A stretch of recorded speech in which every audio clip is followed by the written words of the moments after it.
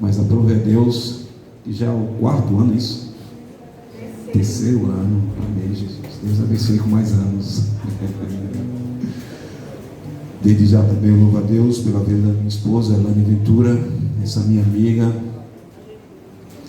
minha namorada, meu docinho de coco com rapadura.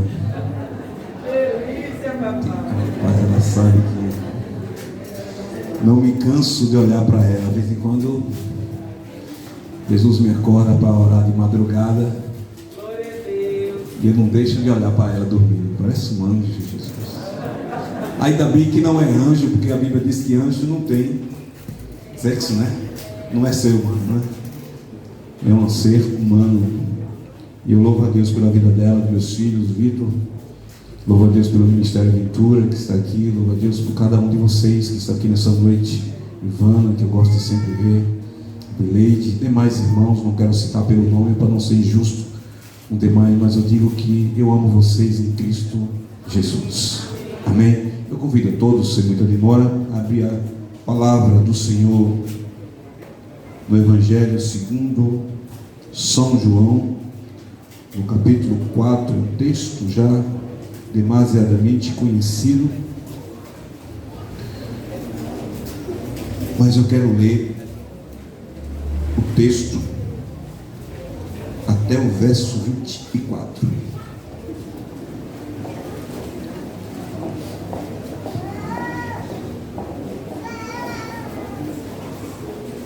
Todos acharam?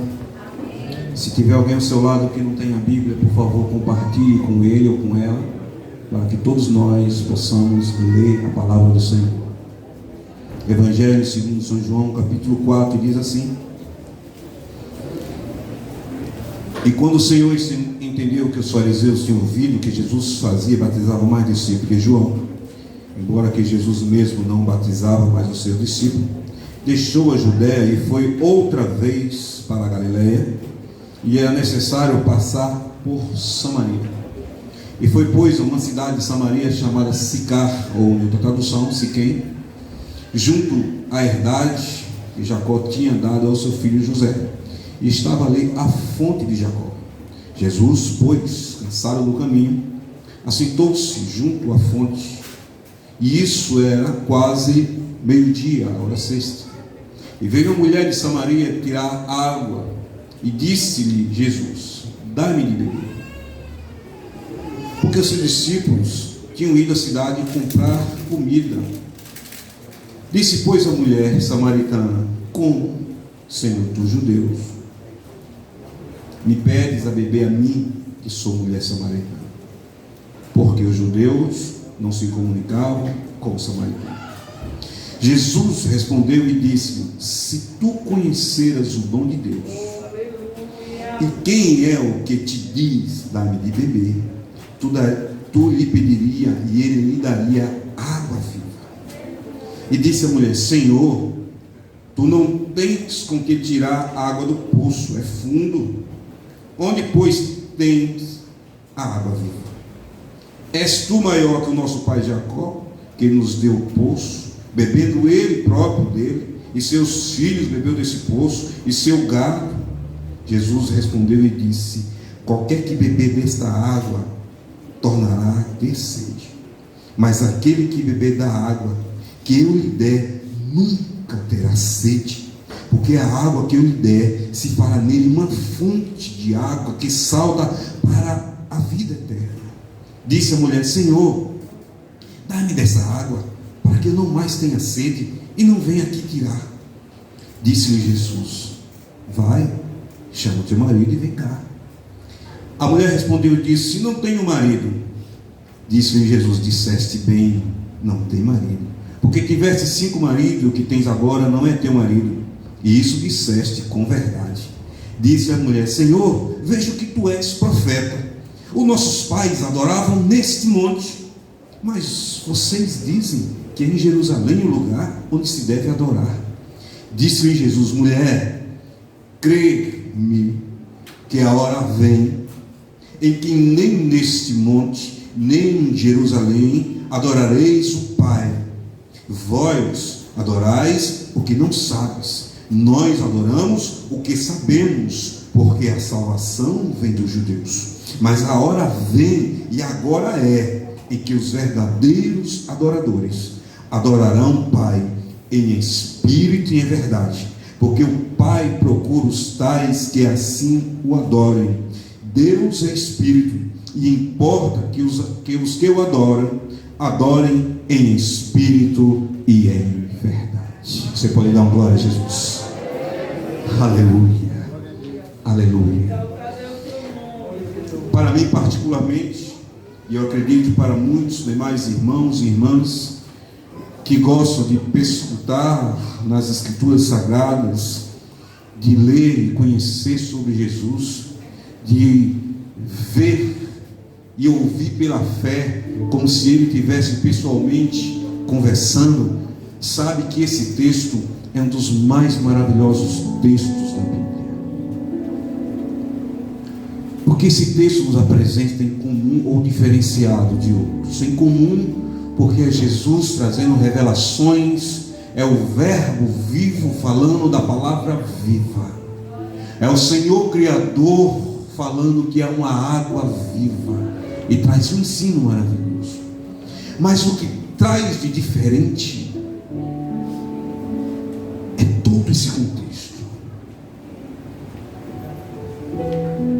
Primeiro, um horário em que não era comum as mulheres sociais,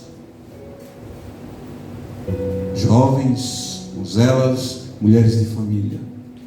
Alguns estudiosos falam que meio-dia era um horário para algumas mulheres que não eram benquistas, que não eram bem aceitas, que tinham uma certa má reputação, uma certa mácula no seu comportamento moral. E meio-dia foi o horário. Jesus estava sós com aquela mulher, e Jesus sabia que havia uma indiferença há anos entre os samaritanos e os judeus. Mas ele propositalmente pediu água àquela mulher. E ela logo disse: Senhor, como é que você pede água a mim, sabendo que não dá certo o nosso bate-papo? É confusão. Como é que vem pedir água a mim, sabendo que tu és judeu? Ele disse: mulher, se tu conhecesse a dádiva de Deus, se tu conhecesse aquele que foi enviado o melhor presente de Deus, o dom de Deus, tu ia pedir para ele, ele ia te dar água viva. Mas aquela palavra não entrou no entendimento dela. Inicialmente aquela palavra não assentou no seu coração. Inicialmente aquela palavra não mexeu com ela. Mas por que não mexeu? Porque ela estava envolta ainda dentro de uma construção cultural, dentro de um comportamento, dentro de um entendimento religioso, que ali nos montes, ali pertinho, era um lugar de adoração. Ela cresceu ouvindo aquilo, ela cresceu convivendo com aquilo. E isso é fruto ainda de lá do pecado do Éden. O prejuízo do Éden foi consideravelmente grande e trouxe para a humanidade um desprivilégio, umas desconstruções, um afastamento, um desprovimento da presença de Deus. Deus que vinha ao entardecer, ao final do dia, passear no jardim, encontrar com o homem, conversar com o homem, e ali da parte do homem havia uma adoração genuína, um bate-papo, um encontro, uma emanência. Deus com o homem com Deus. Mas por causa do pecado, esse privilégio foi tirado. A palavra de Deus nos diz que agora em todo o percurso, em todo o translado do Novo Testamento, em cada profeta, em cada ensino da lei, em cada momento, havia da parte de Deus meios e modos e condições que deu ao homem para tentar chegar diante dele e o adorar, e o conhecer, e o se envolver novamente com Deus. Mas o homem não conseguia. Havia um véu, uma cortina, havia algo que tapava, que ofuscava, e não deixava mais o homem e a mulher conhecer Deus na sua intimidade e beber da água viva de Deus. Se tu conhecesse, mulheres, o dom de Deus, tu ia pedir, Ele ia te dar água viva. Ah, Senhor, mas o poço é extremamente fundo. O poço é fundo. Como é que você vai tirar assim? Não tem vasilha, Senhor? Tu és maior que nosso pai Jacó? Porque o nosso pai Jacó, além de nos dar esse poço, ele bebeu água desse poço, ele deu água aos seus filhos desse poço. Esse poço tem uma história, esse poço fez parte da família, até os gatos, os animais dele beberam água desse poço. O Senhor vai tirar água da onde? Mulher, esse é o entendimento de muitas pessoas, esse é o entendimento ainda de muita gente. Mulher, homem, esse é ainda o entendimento de muitas pessoas. Vai vir da onde? Como é esse negócio de água viva? Como é esse negócio de se relacionar com Deus intimamente? Como é esse negócio de oração em espírito e verdade? Como é isso?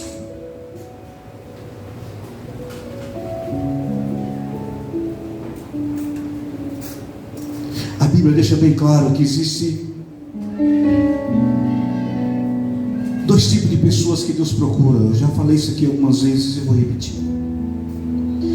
Deus procura um homem ou mulher que se coloque na brecha, que seja um atalaia, que seja alguém que seja disposto a ouvir a voz de Deus e ser voz de Deus entre os homens, que esteja disposto também de gemer e chorar e pegar os problemas dos homens e levar para Deus.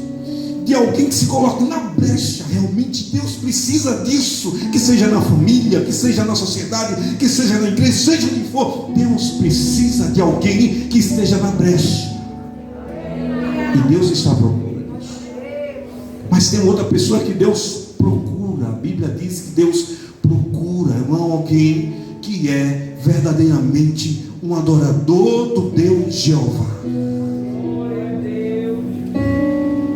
Mas esse entendimento, essa mulher não sabia, porque Jesus não tinha revelado ainda para ela.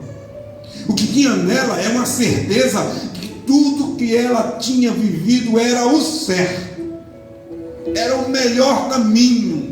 Foi assim que ela aprendeu, com os pais, com os avós, bisavós, tataravós. Tudo que ela construiu, toda a existência dela, toda a compreensão de ser dela é com base em adoração daquele monstro. Só que Jesus foi desconstruindo isso com verdades dos céus. E o que eu acho mais fascinante em Jesus, que ele não é o homem e nem o filho do homem. Porque se fosse um homem, nunca, jamais ia trazer uma profundidade de ensino, de compreensão das coisas dos céus para aquela mulher. Mas Jesus não é um homem, e Jesus não julgou aquela mulher pela aparência.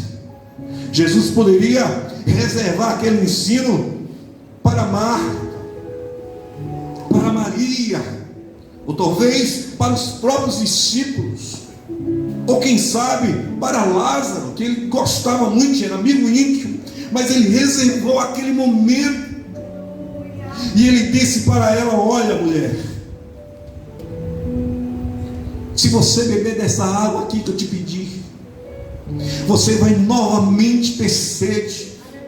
Mas se você conhecesse o nome de Deus, se você me pedir, você vai receber uma água que vai matar a sua sede para sempre, e vai jorrar, vai criar uma fonte, e essa fonte vai jorrar para a vida eterna. Senhor, Senhor,